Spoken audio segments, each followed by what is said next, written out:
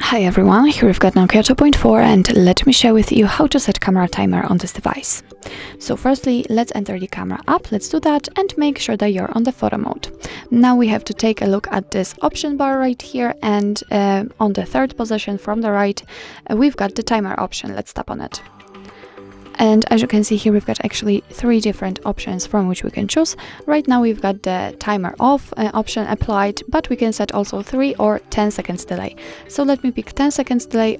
Just tap on the option. As you can see, the icon has changed a little. And now let's check by tapping on the shutter button. And as you can see, from now on your device will count down from 10, and after that time it will take a photo.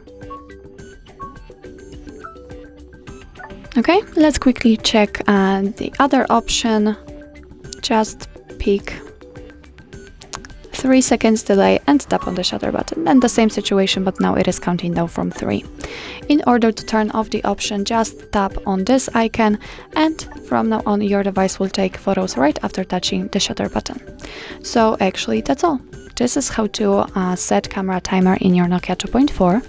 Thank you so much for watching. I hope that this video was helpful, and if it was, please hit the subscribe button and leave the thumbs up.